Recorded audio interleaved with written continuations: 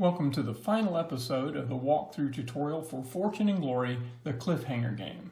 In this episode, we'll focus on the new capabilities that are introduced in the Treasure Hunters expansion and the Rise of the Crimson Hand expansion. We've already covered a number of things, the things that fit into the basic game. These are things that are beyond the basic game. The personal missions were introduced in the Treasure Hunters expansion. They're little side quests that you can do and you gain rewards.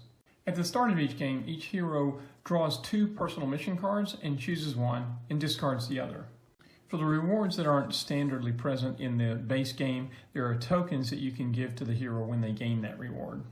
In the competitive game, the personal missions are usually kept secret, but you can show them to other people, especially in the cooperative and team game. When a hero completes one of their personal missions and gains their reward, they discard that card and then can draw a new personal mission. They don't draw 2 and choose one like in the beginning of the game, they just draw a mission. Heroes can never have more than 1 personal mission at a time. If they do, they have to discard down to 1. Whenever a hero is in a city, they can spend 2 glory to purchase a new personal mission card and then discard down to 1. This should be done after the city event has been accomplished. Docks tokens were added in the Treasure Hunters expansion.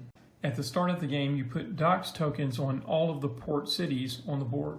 A hero in a port city with a dock token can investigate the docks after they've resolved the city event, but before they've done anything else.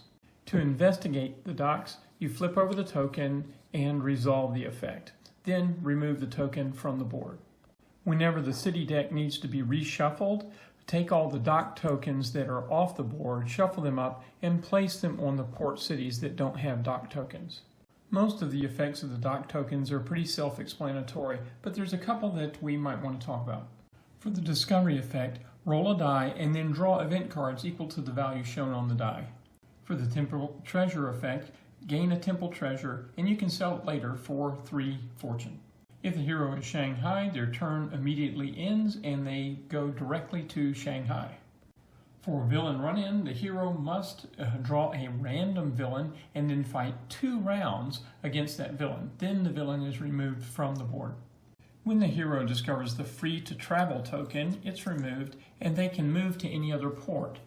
They have already exercised their city event, and so they don't resolve that, and they do not get to flip over the new dock token. They can, however, continue to interact with cities in the normal ways, such as selling artifacts, purchasing gear or ally, common items, or healing wounds. Minor city tokens were added in the Treasure Hunters expansion. They don't have any special rules. You can just add them to the board based upon your own team's desire. The major city epic events were added in the Rise of the Crimson Hand expansion. Anytime a hero is in a major city and draws the Just Another Day in the City card, they resolve the effect and then they roll a die and resolve the effect associated with that city.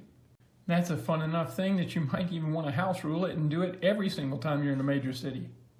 The Silent Dragon token is used when you roll a 5 or a 6 in Hong Kong with the major city epic event chart.